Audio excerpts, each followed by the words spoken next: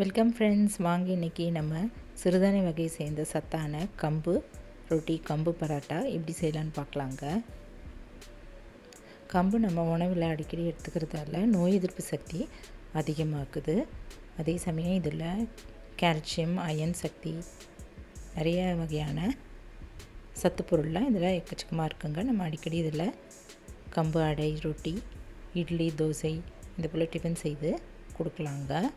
வாங்க இப்போது இந்த டேஸ்டான கம்பு ரொட்டி, கம்பு பராத்தா எப்படி செய்யலான்னு பார்க்கலாம். கம்பு மாவு அரை கப் எடுத்துக்கலாம். கோதுமை மாவு 3/4 கப் எடுத்துக்கலாங்க. தயிர் ஒரு அரை கப் எடுத்துக்கலாங்க. இதில் எந்த வகையான கீரையும் நம்ம இதை ஆட் பண்ணிக்கலாம். இன்றைக்கி நான் அரைக்கீரை எடுத்துட்டேன். கொஞ்சமாக இஞ்சி, பூண்டு ஒரு 4 பல் இதெல்லாம் சின்ன பீசஸாக கட் பண்ணிக்கலாம். பச்சை மிளகாய் 1 இல்லை 2 எடுத்துக்கலாங்க. தேங்காய் இது போல் பல்லாக சீவி வச்சுக்கலாம். கசூரி மேத்தி இது போல் பிடிச்சி எடுத்து வச்சிடலாங்க. நல்லா கையில் தேய்ச்சிட்டு இந்த பொடியை எடுத்து வச்சுக்கலாம். உள்ளங்கையில் நல்லா தேய்ச்சி எடுத்து வச்சுக்கலாங்க. இப்போ வாங்க எப்படி செய்யலான்னு பார்க்கலாம். இப்போ ஒரு பேசின் எடுத்துகிட்டு அதில் இந்த கம்பு மாவு, கோதுமை மாவு இதெல்லாம் போட்டுக்கலாங்க. இதில் ஒரு அரை டீஸ்பூன் அளவு உப்பு போட்டுக்கலாம். இதில் 1/4 டீஸ்பூன் அளவு மஞ்சத்தூள் போட்டுட்டு தயிரும் ஊற்றிக்கலாம். அரை கப் அளவு தயிர் ஊற்றிட்டு எடுத்து வச்சுருக்கிற இந்த கீரை, இஞ்சி, பூண்டு எல்லாத்தையும் இதில் ஆட் பண்ணிக்கலாங்க.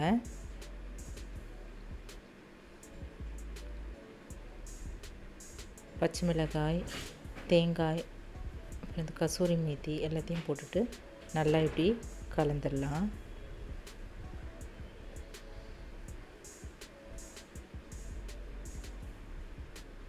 இதில் காரத்துக்கு தகுந்தபடி மிளகாய் கூட்டி குறைச்சி ஆட் பண்ணிக்கலாங்க.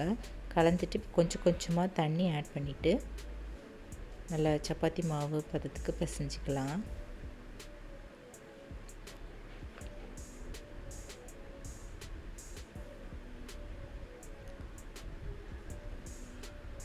இதில் தயிரும் நம்ம ஆட் பண்ணிக்கிறதால சாஃப்டாகவும் ஆகிடுங்க. இது நல்லா பிசைஞ்சிட்டு கெட்டியாக பிசைஞ்சிட்டு உருட்டி மூடி வச்சிடலாம். அரை மணி நேரம் அப்படியே மூடி இருக்கட்டும். நம்ம அப்புறமா இதை ரொட்டியாக சுட்டு எடுத்துக்கலாங்க. மேலே கொஞ்சமாக எண்ணெயும் தடவிட்டு மூடி வச்சிடலாம்.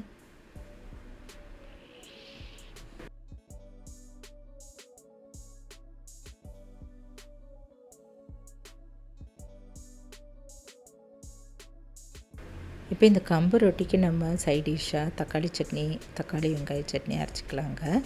தக்காளி, வெங்காயம் நல்லா வதக்கிட்டு எண்ணெயில் உளுத்தம்பருப்பு, பெருங்காயம், உப்பு, தேவையான மிளகாய், காஞ்ச மிளகாயெல்லாம் வறுத்துட்டு மிக்ஸி ஜாரில் போட்டுட்டு நல்லா நைஸாக இது போல் அரைச்சிக்கலாம்.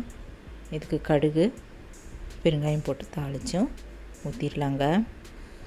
இப்போ இந்த அரை மணி நேரம் நல்லா ஊறிடுச்சு. இந்த மாவு நல்லா ஊறிடுச்சு. இப்போ இந்த சப்பாத்தி இழைக்கிற இந்த கல்லில் கொஞ்சமாக எண்ணெய் தடவிட்டு ஒரு பெரிய லெமன் சைஸ் அளவு இப்போ மாவு எடுத்துட்டு இந்த போல் இழைச்சிக்கலாங்க. கொஞ்சம் திக்காகவே இழைச்சிக்கலாம்.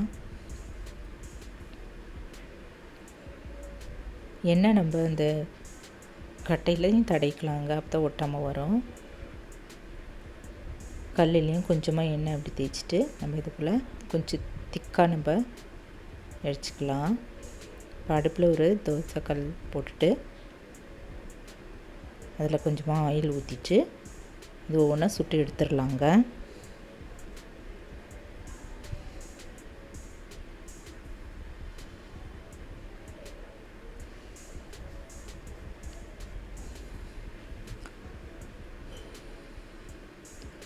சுற்றிலும் கொஞ்சமாக எண்ணெய் ஊற்றிட்டு ஒரு பக்கம் வெந்ததோ திருப்பி போட்டுக்கலாம்.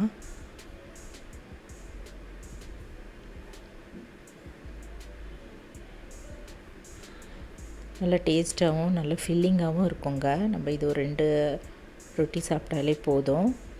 வயிறு நல்லா ஃபுல்லாக இருக்கும். டயபிட்டிஸ்க்கு ரொம்ப நல்லது.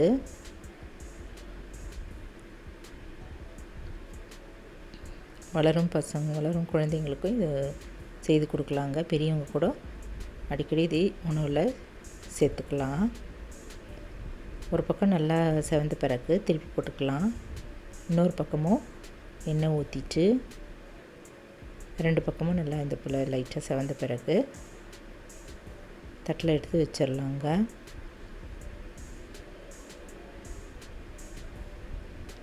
நல்லா சத்தான டேஸ்டான கம்பு ரொட்டி, கம்பு பராத்தா தயாராகிடுச்சு. இது போல் நம்ம எல்லா மாவையும் இழைச்சி நம்ம போட்டுடலாங்க. இது மார்னிங்காக நம்ம செய்து பிரேக்ஃபாஸ்ட்டாகவும் செய்து கொடுக்கலாங்க. நைட் டின்னருக்கும் ரொம்ப நல்லாயிருக்கும். சைட் டிஷ்ஷாக சாம்பார், சட்னி எது வேணால் இது தொட்டு சாப்பிட்லாங்க. இன்றைக்கி சாம்பாராக இருந்தது. சாம்பாரும் தக்காளி வெங்காய சட்னியும் அரைச்சிட்டேங்க.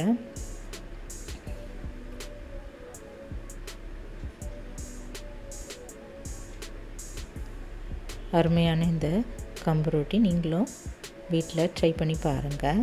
இந்த வீடியோ பிடிச்சதுனா என்னுடைய சேனலான குக்கிங் வித் சித்ரா அன்பு சேனலை சப்ஸ்கிரைப் பண்ணிக்கோங்க.